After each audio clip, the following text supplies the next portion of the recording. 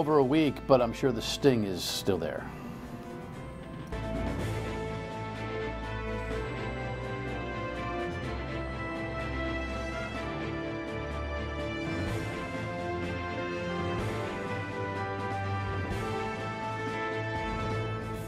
The Dan York State of Mind program is brought to you in part by Lookout Rhode Island and Taco Comfort Solutions.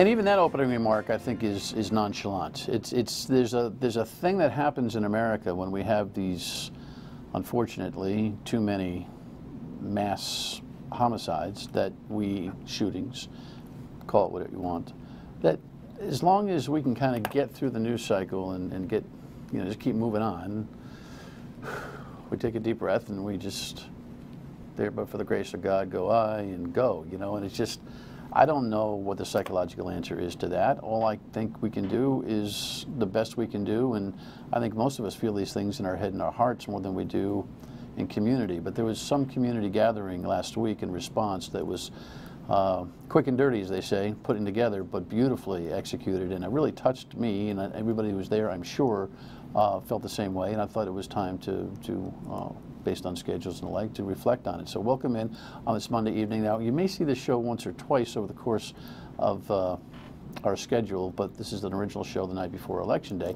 I generally don't make any political commentary and or bring any political guests on the night before election because we're exhausted. Now we just have the energy to go vote, if you're smart enough to vote. What I mean by that is whether you've put the work in. So there's my commentary. In the meantime, you remember the headline. And it's like one of those things where you don't even want to look at it from the old real time. But here was the latest package we had from the network, probably Thursday of last week. 46-year-old Robert Bowers entered a not guilty plea and requested a jury trial during a brief court appearance in Pittsburgh. He was arraigned on 44 counts, including murder and hate crimes. Prosecutors say they will pursue the death penalty for the massacre at the Tree of Life synagogue Saturday that killed 11 people and wounded 6 others. Funerals continue for the victims. Among those being buried Thursday, Sylvan and Bernice Simon, who were married 62 years. Neighbors remember them as a kind and loving couple. They had the sweetest smile that lit up the room. They love their family, their children. They love Tree of Life. They love their religion. They just love human kindness. Also being laid to rest Thursday, Dr. Richard Gottfried, a dentist who worked part-time at a clinic treating refugees and immigrants. And here was a scene from the vigil last week, Monday.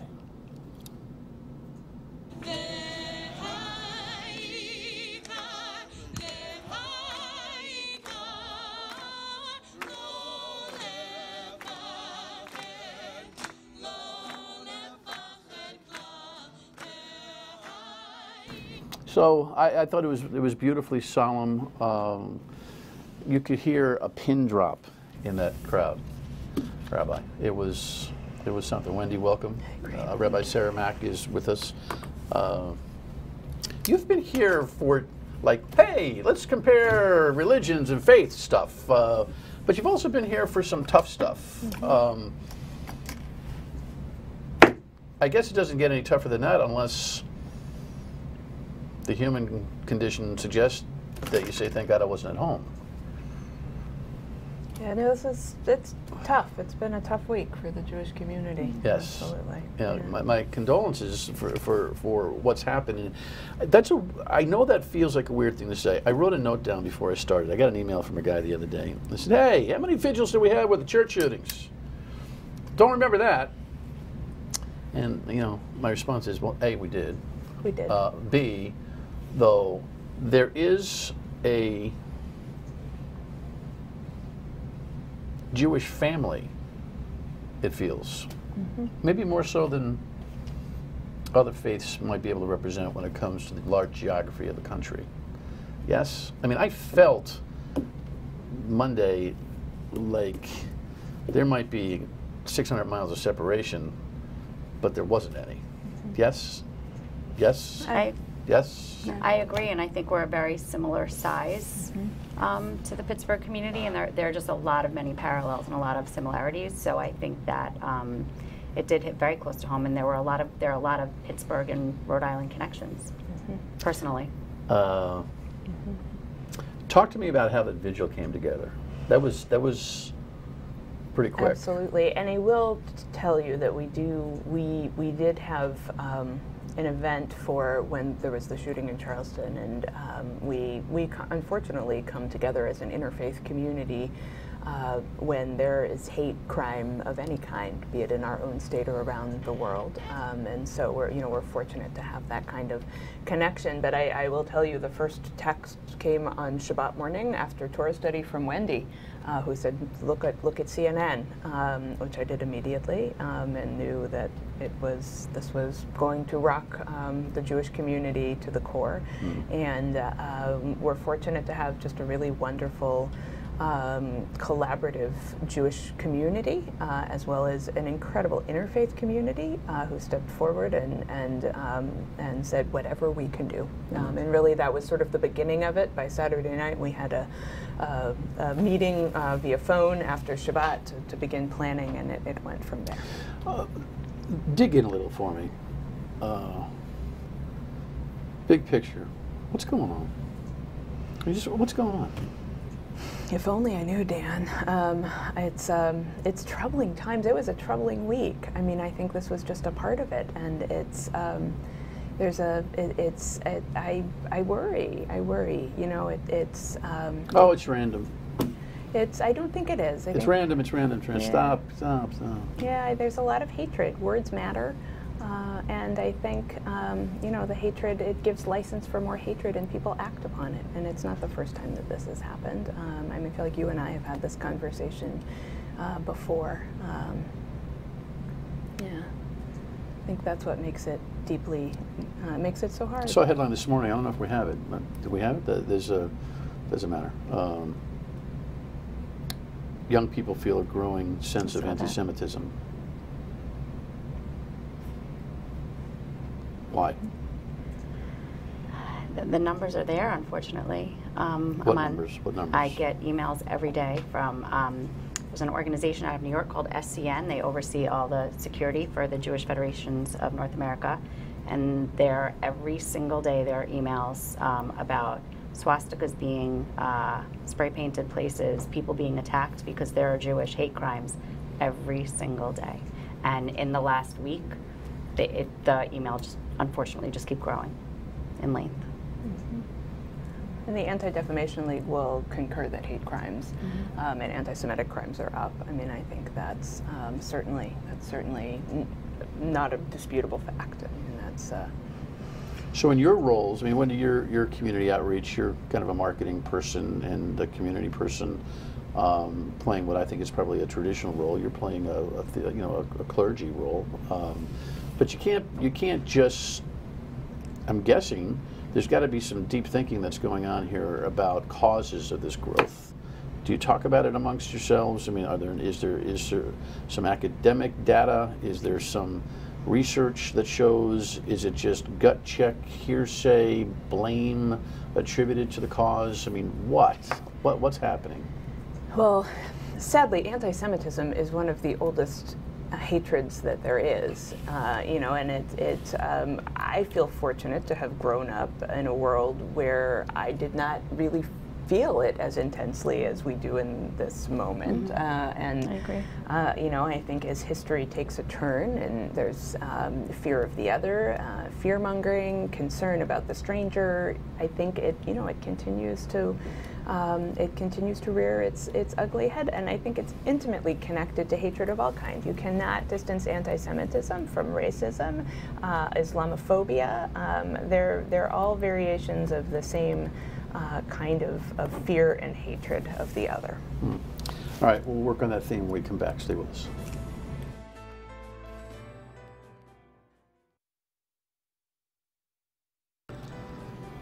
So in case you missed a local reaction to this tragedy in Pittsburgh, here was Eyewitness News coverage. It began with a moment of silence. After dark moments hit our country Saturday, 11 lives tragically taken after police say a man opened fire inside the Tree of Life synagogue in Pittsburgh. If you got a heart, it has to hurt you. A clear message is being shared by local religious leaders. When you attack a community of faith, the pain doesn't stop at that city, state, or even nation. It's felt worldwide by those who believe in a higher power. And for those reasons, hundreds come together for a vigil right here in Providence. Some compared hatred to a fast-spreading fire, one that can easily be defeated by loving one another. 11 candles honoring the victims are displayed here to remind us. Look at everyone here bearing light.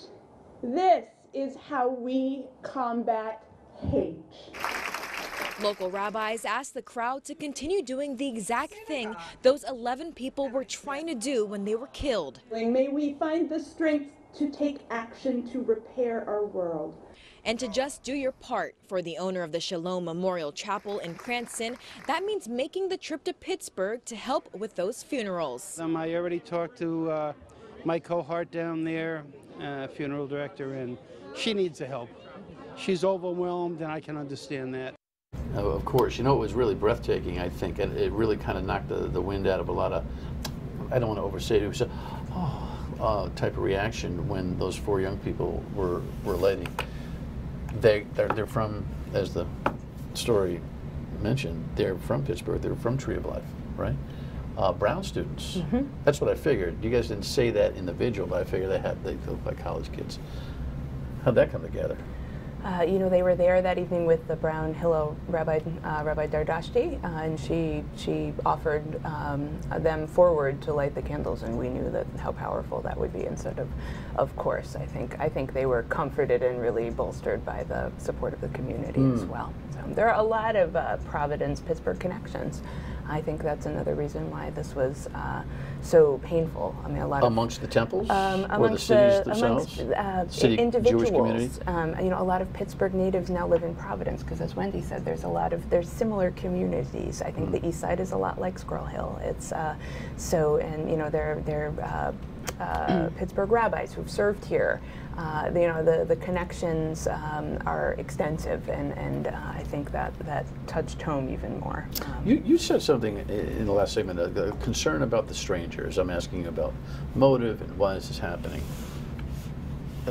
Elaborate on that. Is the Jewish community a stranger to the I don't feel a strangeness. You know, post-Holocaust, where we've been, I think most people just have this rightful flushing. I mean, you can't forget history. We've talked about that and how important it is. But it's like, yeah, come on. It's Hitler. You know, it's like way back. It's gone. I would like to believe that, but when somebody shouts with the audacity of this man who went into Tree of Life, and we know from his social media that he was reacting to their refugee Shabbat, which was something that congregations did all over the country, then I think there's that connection. So, you know, he was reacting to HIAS, which is the Hebrew Immigrant Aid Society, and that's something, you know, that we're all familiar with. Most of our ancestors either... And you run programs the same? Absolutely. Yes? Mm-hmm. Yeah. We were all part of Refugee Shabbat here in Providence and across the state of Rhode Island. And that Shabbat is what? What do you do there? It's recognizing that we were strangers in the land of Egypt, and we continue to help the stranger. And it's put out by HIAS, which is an organization that has been around for a long time. Most of our ancestors, when they came ashore, were helped by HIAS, or if they'd been here a little longer, they volunteered with HIAS or an organization like HIAS. So, you know, it really touches that deep nerve of the fact that many Jews were refugees, and that's why there is such a thing as Refugee Shabbat through this organization. So, how are the kids dealing with this? How are the kids? Yeah. How many little ones do you have? I have 2 little ones. I've met one of them. Yeah. You were holding one of them the other night. Yeah. How many do you have, Wendy? 2. How are your kids dealing with this? It's not easy. They can't understand why someone would hate because of race or religion or sexual orientation or What's your anything. answer? Just to keep going forward and be as positive as you can, and unfortunately be vigilant at the same time, and be very, we have to be very wary of our surroundings. Do your kids live? You're both practicing, so I'm guessing that there's a family culture, there's a religious culture that's built into their family experience, but there's also the world. There's the world. Do they feel a sense of differenceness in their lives? Just going to school and hanging out and playing ball or whatever they do. They have in previous years. The elementary school they went to, we were the minority, the strong minority of probably the one family, maybe two in the school who were Jewish. So it was different. It was a learning curve. People didn't understand why we would be off the two major holidays of the year, why my kids weren't in school and things like that. As they got older, they're in a place where there are many more Jewish kids, so it's easier for them. But when you're the only one, it can be. Well, we've talked about that from a cultural point of view, trying to marry up, not that they have any relationship, Christmas and Hanukkah and the seasons, and we've done the calendar, and but I would imagine for kids, difference stands out for kids. As we grow older, we kind of meld into an understanding about people's differences in terms of how they observe and whatever else, politics, although we don't really respect differences right now politically. We really have a going out there. I'm still holding on to the idea that a lot of us are in the middle trying to figure it all out. But does this season now coming up again present a little bit of stress because they're the kids that you don't do Santa Claus. Is that a thing? I don't think my kids have too much trouble with that. I think they, but I will tell you, I wrestled with telling my kids about this because they're young, but they came to the vigil and I decided it was better for them to hear it from me than from someone else, and then we watched the Patriots game. Can I ask how you explained it? I mean, you don't have to give too much of your family life out, but. I said that there was, and my little son heard me on the phone all day and said, "What happened in Pittsburgh, Mama?" And I said there was, a really bad man who went in and shot people in synagogue in Pittsburgh, and that's why we're here mourning, and look at all of the people who are here to support us. That's why we're here. And then they heard it on the Patriots game. They very overtly at the beginning of the Patriots game, and I was glad that I was the one that told them. And I think they realized that, wow, this is a big thing for not just us, but for our nation. This is a tragedy across the board. Well, I'm sure that's got them concerned and everybody concerned about security issues. Wendy actually is spending some time on that now in her role as well. We'll talk about that when we come back. Stay with us.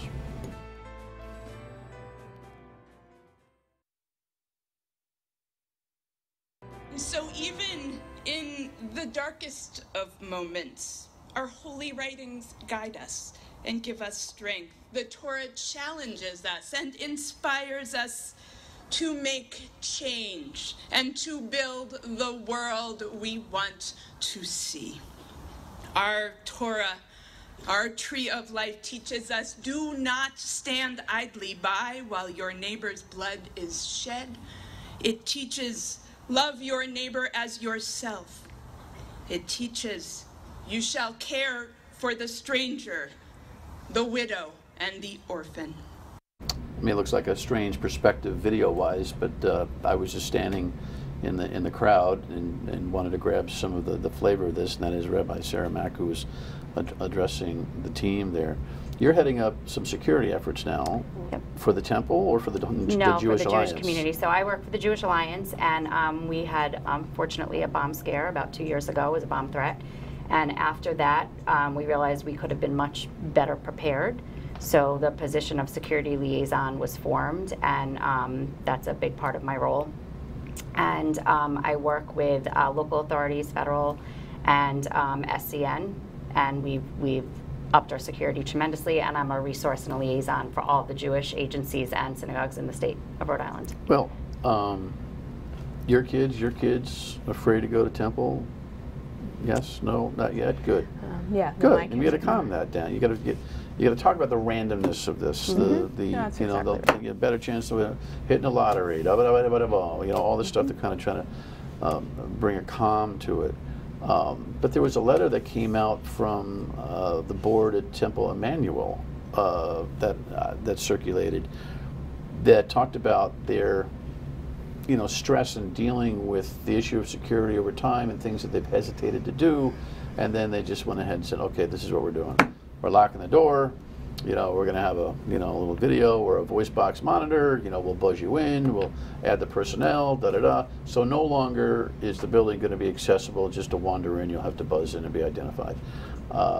Smart, of course, the President of the United States, you know, said one of the dumbest things I think he said that week, at least, when he suggested that if there was security in Pittsburgh, you know, maybe this wouldn't have happened. Well, guess what? 4 cops also got hurt. So, come on, you know, is that what we want? And by the way, it's impossible to suggest that synagogues and churches and mosques all around the country are going to be able to do that. So, what is the security conversation going on? So I was part of that conversation at Temple Emmanuel, and I think that everybody is just going to be as realistic and vigilant as possible. There's no reason to keep doors open anymore, unfortunately, because of the world we live in. That said, there's a lot going on in, or has been going on for a long time now, in our building as well as the synagogues and agencies throughout Rhode Island to take preventative measures so when things like this happen, we are already prepared. I will say the Providence Police Department, we have agencies all over the state, but they have been my rock in guiding me and making connections. There was a lot of thanks to the Providence PD at this vigil, and I'm sure it was not just perfunctory. They've done a pretty good job. They've been phenomenal. They've also been phenomenal in helping me make connections throughout the state to state police when needed and to other towns when needed, town police departments. But they have been phenomenal. But it's another setback. Is it culture to stop by the synagogue and just stand, sit, pray by yourself?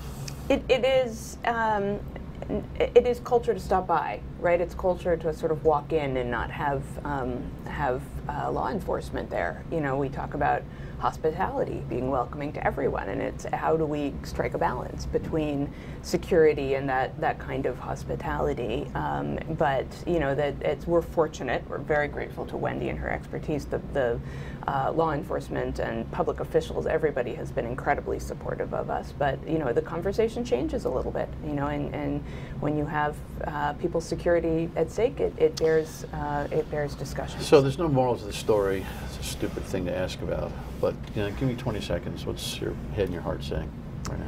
They're hurting. You know, it doesn't go away. This is a hard time in America. I think we're coming out of what has just been an exhausting, sad week, and we're one foot in front of the other. I am bolstered and comforted by this community. The Rhode Island community has really, I've heard from faith leaders I have never met before who sent letters.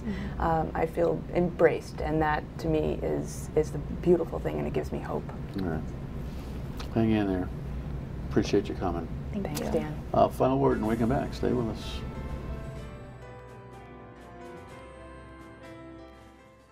Alrighty, so it is if you're seeing this program originally, it is the night before Election Day. The polls open early. It's going to be something across the country. There's a little bit of a, I don't know, leave you wanting feeling when it comes to Washington, right? Because most things feel fait accompli, although Bob Flanders is a blue chip candidate for U.S. Senate that you may want to take a hard look at. But in the meantime, we're going to watch the rest of the country react to the national elections and the balance of power in Washington. And of course, the gubernatorial race is the most provocative here, although some people think it's a lock. We'll see. We will have a former show on election night since we'll be out of sync and get all the results on Wednesday. Thanks for watching, and we'll talk to you on the radio at 3 on WPRO.